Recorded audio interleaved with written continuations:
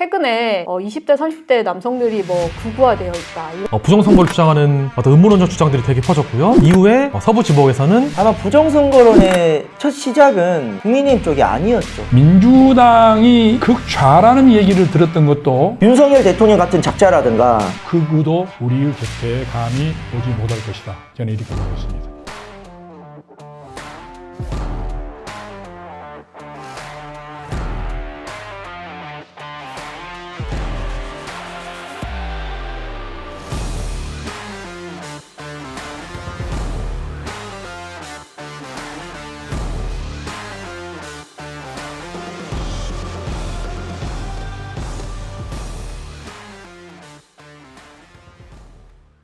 안녕하세요. 지역주의자입니다. 저는 지역주의자 사회를 맡은 폴티를 운영하는 최하예입니다. 반갑습니다. 사회를 맡은 광주 지역 독립언론인 김동규입니다. 국년 전남도당 위원장을 맡고 있으면서 국민의힘 국민통합위원장 김화진입니다. 산불 재난 극복과 녹색도시 안동을 위해 활동하고 있습니다. 네, 경북 안동에서 왔습니다. 녹색당 허순규입니다. 반갑습니다. 다음으로는 극우화와 정치적 양극화 그리고 지역의 저항에 대한 얘기를 해보자고 합니다. 최근에 대한민국 사회에서도 서부지법 폭동, 절차적 민주주의에 대한 부정이었죠. 그리고 부정선거를 주장하는 일련의 음모론적 주장, 온라인뿐만 아니라 현장에서 이런 일이 실제로 있는지 그런 얘기 나눠보고자 합니다. 극우 정치가 새롭게 등장했다기보다는 극우적인 요소는 계속 있어 왔습니다. 다만 이러한 극우 정치를 그 사회가 어느 정도 제어하느냐는 것은 극우와 분리되는 보수 정치가 얼마나 현실 정치에서 영향력이 있느냐에 따라서 전 정도의 차이가 있다고 생각이 드는데요. 독일 같은 경우는 극우 정당이 등장하면은 보수 정치와 진보 정치가 연정을 합니다. 극우랑 선을 그어요. 그런 면에서 사실 국민의힘이 극우 정치를 방조한 것은 있죠. 일명 태극기, 극우 개신교의 집회에서 국민의힘 지금 대선 후보도 과거에 가서 발언도 하고 김문수 후보가 과거에 자유통일당 당적도 있었죠. 그런 후보를 대선 후보로 내세웠으니 국민의힘 내에서 극우가 아닌 분들이 억울하더라도 일반 국민들은 그렇게 오해할 수밖에 없는 것은 국민의힘 스스로 좀 자초한 게 아닌가. 내 민심을 사로잡기 위해서는 정말 처절한 혁신이 필요하다고 생각이 들고, 여기에 대해서 물론 민주당 잘못한 거 있지만 민주당 욕만 한다고 해서 자기들 혁신되는 거 아니거든요. 저도 마찬가지입니다. 녹색당이 잘해야 다른 정당에 대해 비판도 하지, 자기 정당이 혁신 안 하고 무슨 반대 세력 욕만 해가지고는 절대 외연확장 되지 않습니다. 그래서 김하진 위원장님 같은 분이 당내에서 역할할 수 있게 좀 국민의힘 지도부가 좀 신경 써야 되는 거 아니겠습니까? 어느 사회에서나 극단적인 것은 아주 위험스러운 것이고 가까이 해서는 안 될 것 아니겠습니까? 근데 극우는 극좌가 있기 때문에 극우예요. 그러면은 우리 국민의힘 자체를 보면은 현실적으로 극우는 그렇게 보이진 않는데, 대선 때 보니까 극우와 함께하는 사람들이 많이 있었기 때문에 아마 극우라는 게 상당히 보편화됐던 것 같고, 민주당이 극좌라는 얘기를 들었던 것도 최근에 와서 지난 총선에서 민주당의 이 비례대표를 선정하는 데 보니까 완전히 그 과거에 탄핵되었던 세력들과 연대하는 그런, 모두가 그렇지는 않지만 상당히 있더란 말이죠. 또 당선도 됐고, 이번에 그 도기 대선이 되는 것은 주관이 못했던 비상계엄에 의한 것이고, 완패했던 것은 비상계엄에 대한 완전한 반성이랄지, 또 극우 세력과 극우에 함께 하려고 했던 사람과, 쉽게 말하면 지난 대통령과의 이 단절, 이것이 깨끗하게 안 되었기 때문이 아니었던가. 지금이라도 우리 당이 새롭게 태어나기 위해서는, 또 국민들에게 신뢰를 받기 위해서는 중도층, 무당층이 지금 어떻게 가고 있는 거를 정당은 잘 봐야 되거든요. 중도층 무당층들이 거의 지금 보수에 떠나고 있는 게 사실인데, 그건 바로 극우와 단절하지 않는 정당의 이중적 잣대랄지 행보, 이런 것이 큰 것이라고 봅니다. 그래서 이번 기회에 정말 새롭게 태어난다는 얘기를 자주 합니다만, 그렇지 않으면 우리가 더 힘들어질 수 있다고 생각하기 때문에 좋은 사람들이 다시 뭉쳐서 나가면은 국민들의 신뢰를 반드시 얻어낼 것이고, 극우도 우리의 곁에 감히 오지 못할 것이다. 저는 이렇게 보고 있습니다. 최근에 20대, 30대 남성들이 극우화되어 있다. 이런 얘기를 많이 하는데, 이런 부분에 대해서도 조금은 면밀히 들여다봐야 될 것 같은데요. 여러분들은 극우를 또 어떻게 정의하고 계시고, 그렇다면은 합리적인 보수는 도대체 뭔가라는 질문을 던질 수밖에 없을 것 같아요. 극우가 뭐냐를 정의하는 게 중요하다고 생각이 드는데요. 극우와 보수의 차이를 저는 이렇게 봅니다. 그러니까 인간 누구에게나 있는 악한 본성이 있죠. 약육강식, 각자도생, 이기적 탐욕이라는 이러한 본성을 민주공화국과 공동체 내에서 어디까지 용인할 것인가 했을 때 제가 생각하는 보수 정치는 그래도 민주주의 사회의 절차, 법적 질서, 원칙 안에서 이러한 욕망들이 용인되는 게 저는 합리적 보수라고 생각을 해요. 그러니까 인간의 본성, 차별과 불평등을 어느 정도 용인하지만 그 범위가 공동체적인 의무, 헌법 질서, 정치적 자유주의, 이른바 사회, 공동체 안에서 수용 가능해야 되는 게 보수예요. 근데 극우는 이런 각자도생과 약육강식의 원리가 이런 질서를 넘어서는 거예요. 그러니까 독재, 계엄, 혐오, 차별, 폭력이 용인되는 겁니다. 그러니까 내가 아무리 힘이 센 권력자라도 반대하는 약한 국민에게 군인을 투입하면 안 되는 거죠. 그런 면에서 정치가 굉장히 중요하다고 생각해요. 정치라는 것은 폭력, 강제력을 쓰는 속성이 있지 않습니까? 정치권에서 정치적 욕망, 차별과 폭력에 대해서는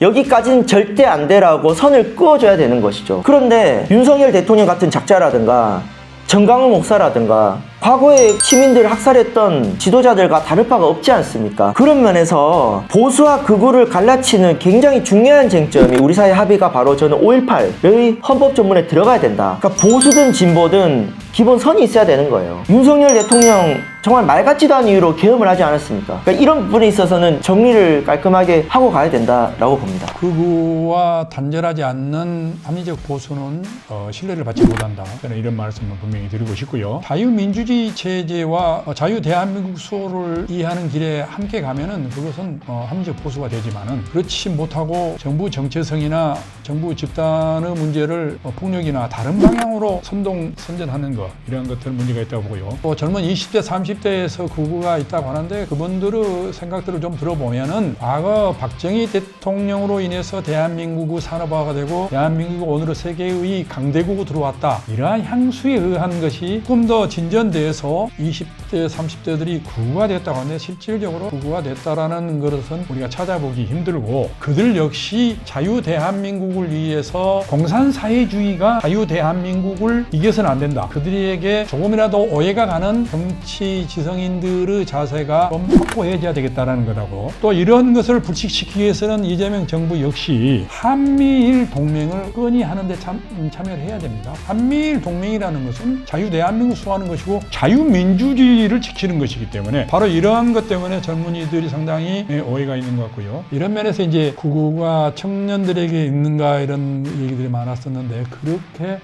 크게 우려할 바는 아니고 우리의 합리적 보수가 국민들에게 또 중도 보수에게 신뢰를 받기 위해서는 극우들과는 분명히 단절하는 모습을 우리 지도층에서부터 보여줘야만이 될 것이다. 저는 그렇게 보고 있습니다. 그럼 위원장님은 극우라는 세력을 어떻게 정의하고 계신가요? 소위 말하면 가짜 뉴스라고도 하는데도 불구하고 그들 매우 신봉해서 자꾸 하는 걸 보면은 그런 경우에 극우들이 가장 또 많았다. 부정선거 문제는요. 부정선거도 이게 너무 지나치게 하는 것도 그것들이 맞는데 부정선거 문제에서는 조금 다른 생각이 있어요. 선관위 도덕성이 있어요. 도덕성에서는 상당히 치명적인 타격을 줬지 않습니까? 두 번째로 투표 관리에 있어서 허술한 점이 너무 많아요. 한 표라도 허술한 점이 있어서는 안 되는데 그것을 허술하게 관리하고서도 크게 대국민 사과를 하는 것이 별로 없는 것 같고요. 제도적으로 꼬야 할 때 정말로 선관위 독립을 위한다라면은 선관위 위원장도 독립 하나의 기구로서 서로히 만들어져야 된다 생각합니다. 오해받지 않는 그러한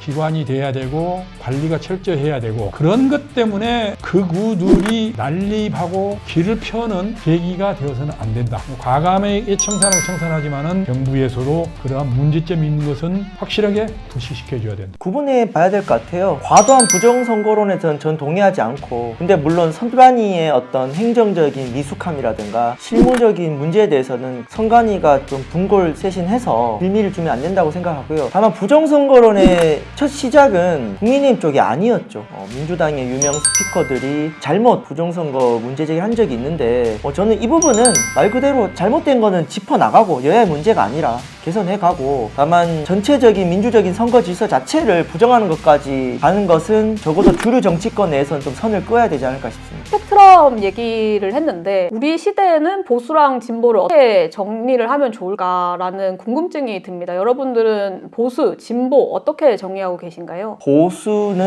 만일의 위험에 대비하는 게 보수.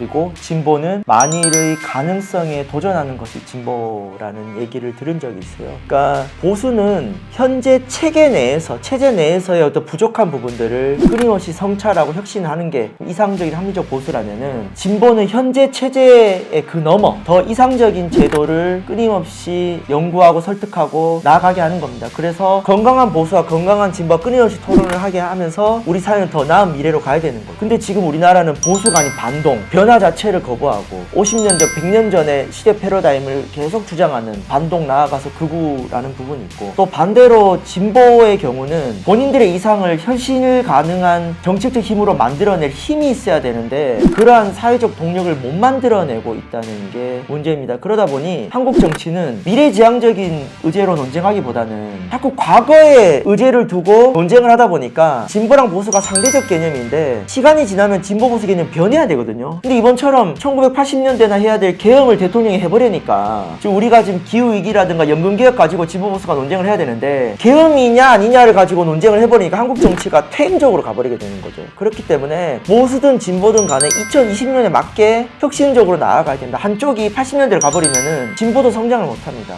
그렇기 때문에 서로 혁신해야 된다고 봅니다. 좋은 얘기인 것 같아요. 서로 좋은 경쟁 상대, 좋은 대화 상대가 되는 게 정말 중요한데 각각의 진영에서 좋은 정책, 좋은 대화를 나눌 수 있었으면 좋겠네요. 제가 아는 보수는 안보, 국방 문제, 경제, 교육에 중점을 두는 교육 백년의 대계라고 그러지 않습니까? 진보는 어떤 개혁, 변화, 그리고 복지 이런 분야에 있어서는 상당히 진취적인 것이죠.